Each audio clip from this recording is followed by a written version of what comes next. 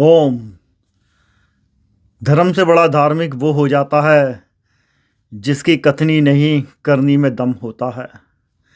नगर में बहस हो गई कि सन्यासी जो कोई धार्मिक कर्म कांड नहीं करता या पंडित में से कौन सबसे बड़ा है, कौन शिव का परम भक्त है और कौन पाखंडी है। खुला चैलेंज था।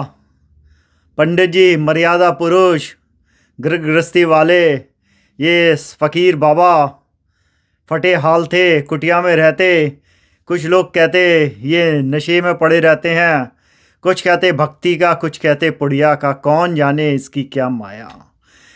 खैर बात काफ़ी बढ़ गई तो नगर में जब शाम का वक्त हुआ, अब ये बात लगा दी गई। पंडिताइन भी वहाँ थी। पंडिताइन ने कहा, सन्यासी मैं कहती हूँ पंडित से बड़ा कोई महापुरुष आज तक नहीं हुआ। मर्यादा पुरुष ये राम के अवतार हैं। सन्यासी बोला, मैं नहीं जानता बहन, मैं नमस्कार करता हूँ, मैं कौन हूँ, लेकिन आप बोलो मुझे क्या करना होगा। पंडिताइन ने दो नगर वधुओं को बुलाया। बोले ये नगर वधुएं हैं, ये वो गलियां हैं जहाँ कोई नहीं जाता, कोई शरीफ आदमी नहीं जाता। अगर पंडित जी यहाँ से गुजर जाते हैं तो आके गंगा जल से नहाते हैं। पंडित जी जैसा जिन्होंने पराई स्त्री को आज तक कभी देखा नहीं है, लेकिन मुझे विश्वास है पंडित जी की अगर आशीर्वाद हो गया तो ये नगर वधु भी घरों की शोभाएं बढ़ाएंगी, इनकी भी मुक्ति हो जाएगी। सन्यासी बोला, बहन मैं नहीं जानता तुम क्या चाहती हो, तुम बताओ।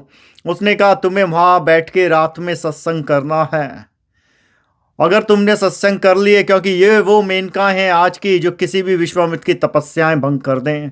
सन्यासी हंसा और बोला, मैं कोई विश्वामित्र तो हूँ नहीं, और वो तपस्वी क्या जिसकी तपस्या एक मेनका भंग कर दे। खैर बातें बहुत हो गई। रात माँ सब लोग छोड़ के चले गए। दोनों उस नगर वधुओं की कोठी के आगे वेट करते रहे। पूरा नगर वहाँ इकट्ठा था। रात जैसे बीतती गई, अंदर क्या हो रहा था सिर्फ ये पंडित जानता था, सन्यासी जानता था, और वो नगर वधुएं जानती थी, और कोई नहीं जानता था।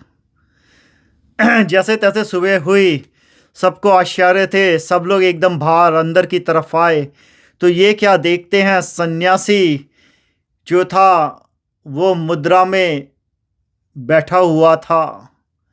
दूसरी तरफ जो पंडित जी थे वो मुद्रा में इतना डूब गए और उस नगर वधु के नृत्य में वहाँ पे ही सो गए। दूसरी तरफ ये जो सन्यासी के पास नगर वधु थी, ये सन्यासन